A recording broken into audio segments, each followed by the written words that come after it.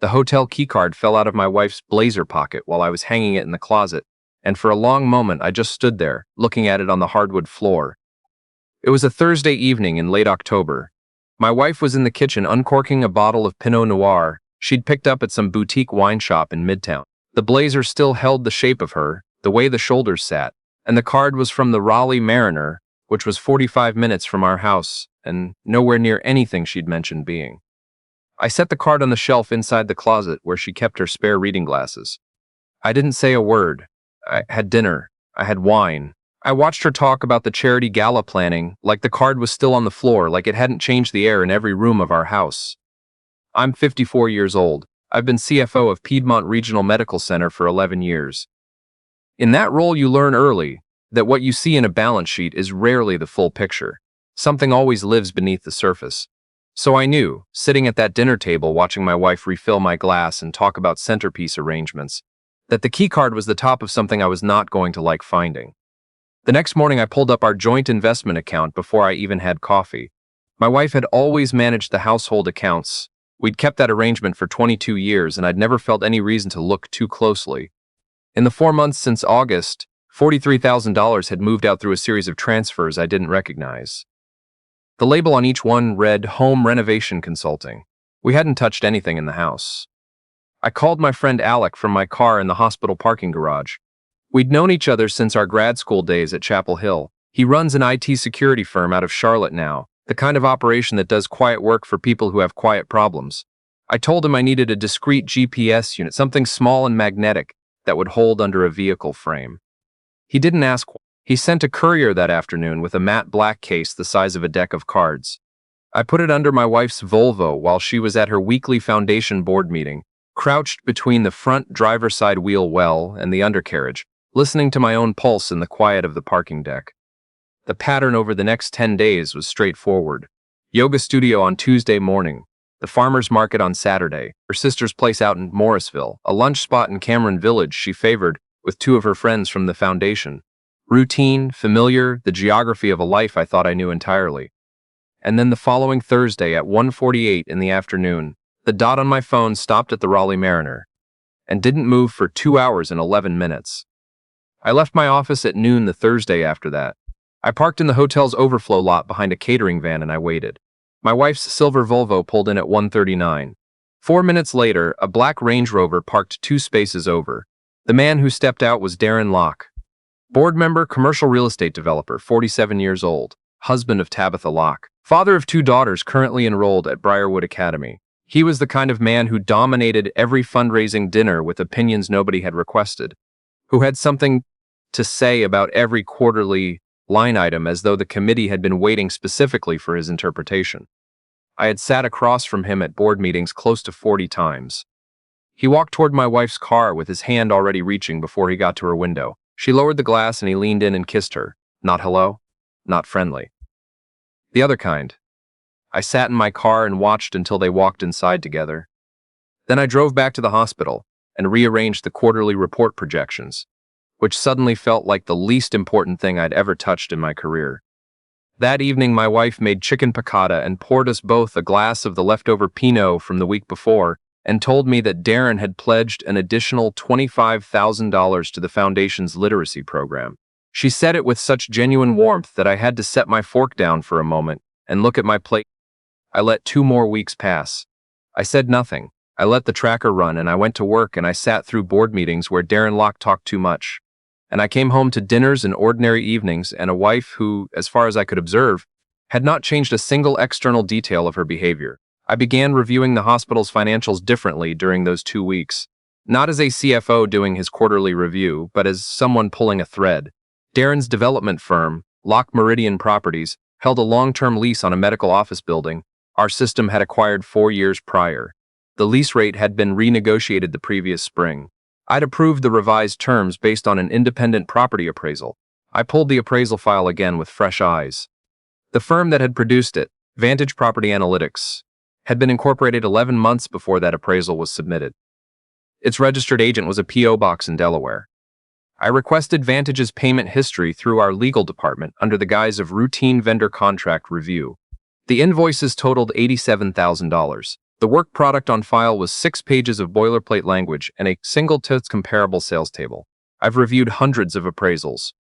That one wasn't worth $600, let alone $87,000. By the end of that second week, I had 3 certainties. My wife was sleeping with Darren Locke. $43,000 had moved out of our joint account in a pattern that tracked with hotel stays and expenses, and $87,000 of hospital endowment money had passed to a firm that looked very much like it existed for the sole purpose of receiving it. What I didn't know yet was that someone else had already figured all of this out and had been sitting on it for months. Tabitha Locke ran a private art consulting practice out of a studio in her home in North Raleigh. Her website had a clean, tasteful layout and a contact form for prospective clients. Her public social media had been running a quiet but unmistakable theme since September. Quotes about women who build themselves back up, photographs of solo dinners with captions about enjoying her own company, the kind of language that belongs to a woman who has privately accepted something she hasn't yet said out loud.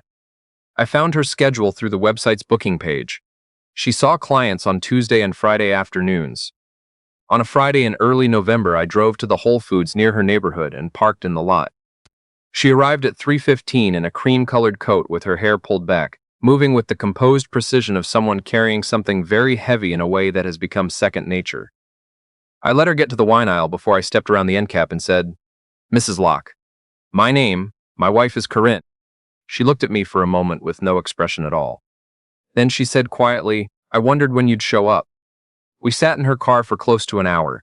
She'd hired a private investigator the previous June, a retired Raleigh PD detective her attorney had referred her to. He'd produced photographs, hotel records, a credit card statement trail, and a timeline of 41 documented meetings over 8 months.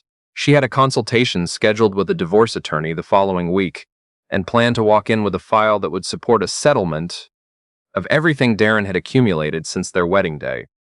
"There's more to it than the affair," I said. She looked at me steadily. "I know about the appraisal firm." I didn't say anything for a moment. "How?" My investigator pulled the LLC filing when he was cross-referencing Darren's business contacts. He found the Delaware registration, the timeline. He went further and found a second entity, a property management shell that received 2 payments from a hospital-affiliated charitable account over the past 3 years. She reached into the back seat and brought out a manila folder. Inside were incorporation documents, 2 years of wire transfer records, and a chart her investigator had assembled showing the flow between entities. I wasn't planning to use it immediately. I wanted to file the divorce petition first and then have my attorney introduce the financial documentation as leverage during settlement negotiations. If he agreed to the financial terms, the fraud information might stay quiet. I understood the logic precisely. It wasn't criminal extortion. She'd been careful to work it through attorneys. But the information shaped the negotiation the way a weapon shapes a conversation even when it stays holstered. "Have you told him you have this?" I asked. She pulled out her phone and opened an email thread. She'd sent Darren a message 3 weeks prior saying she was aware of Vantage Property Analytics and would like to discuss the terms of their separation like rational adults. His response had come in under 4 minutes. "Let's talk." "Not over email. I'll call you." And he called? That same evening. He was calm, very reasonable. Said I'd misunderstood the arrangement, that Vantage was a legitimate third-party firm and everything was properly disclosed. She paused. Then 10 days later, someone broke into my studio. I felt the conversation change temperature. They went through my filing cabinet. Methodically, the folders were replaced, but not in the original order, which I noticed immediately. My laptop was on the desk, my camera equipment, jewelry in the top drawer of my bureau. Nothing was taken. She closed the folder on her lap. "I keep digital copies in 4 separate locations. Whatever they were looking for wasn't there to find." I drove home with both hands tight on the wheel and my thoughts running a quiet audit of everything I'd seen and heard. That evening, my wife was on a call in the sunroom, with the door pulled fully closed, which was new. When she came to bed, I asked who she'd been talking to. She said it was the foundation's event coordinator. She turned off her lamp and said goodnight. I lay in the dark for a long time. Our house is old enough that the floors have a specific language. Certain boards announce weight in a pattern I know as well as my own handwriting. At 11:42 p.m., that pattern told me my wife had moved from the bedroom not toward the kitchen for water, but toward the study at the end of the hall. I got up. The study door showed a thin line of light beneath it. I stood in the hall and listened.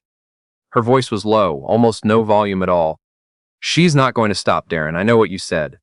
A pause. If she files that petition with the financial records attached, it doesn't matter what you've negotiated. Everything ends. Another pause, longer this time. No, I need you to actually handle it. I'm not waiting anymore. I'm not losing everything we've built because she can't let go of what she found. I went back to the bedroom. I lay on my back and stared at the ceiling until it was light outside. Handle it. I have spent 30 years reading language that is designed to mean something other than what it says. Grant applications. Contract writers. Board resolution language. I know what it sounds like when words are carrying weight they aren't willing to name directly. I called in sick in the morning, the first time in 6 years, and drove to Tabitha Locke's house by 9 o'clock. She answered the door in a robe with reading glasses pushed up into her hair and looked at me for a moment without speaking. I told her everything I'd heard, word for word. She went very still in her doorway. Then she stepped back and walked to her kitchen and put a kettle on and set 2 cups on the counter without asking if I wanted any. We stood across from each other in her kitchen while the kettle came to a boil. "What do you want me to do?" she said. "Go to the state attorney general's office," I said. "Not your divorce attorney, the AG. Today. Take the folder, the email thread, all of it. Get it on record before they decide what handling it actually means. If I do that, I lose my leverage for the settlement." "If you don't do that," I said, "someone already searched your studio once." She poured the water slowly and didn't respond immediately. "Then, you'd have to testify about what you overheard." "I know. And about your wife." I took my wedding ring off. I turned it over in my palm.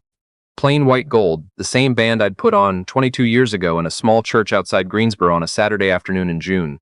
My wife had cried through the vows, genuinely. I'd believed every word she said then, and I'd meant every word I said, and for a long time that had been the most solid thing I knew.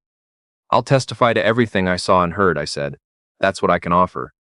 Tabitha Locke called the state AG's office at 2:17 that afternoon. She walked in with the full folder, incorporation documents, wire records, email thread, the investigator's timeline, and gave a complete statement. She listed me as a corroborating witness. An investigator from the Financial Crimes Unit called me at 6:45 that evening. I went in the following morning and sat across a conference table for 3 hours with 2 investigators and a state prosecutor and told them everything, starting with the keycard on the floor of my closet. What came out over the next 3 weeks of investigation was larger than I'd understood. Vantage Property Analytics was one piece of a structure that included 3 shell entities Darren had built over 6 years. Investigators identified approximately $340,000 in hospital endowment funds that had passed through those entities via contracts approved without the competitive bidding process required by our charter. The medical office lease renegotiation I had personally signed off on had been one component.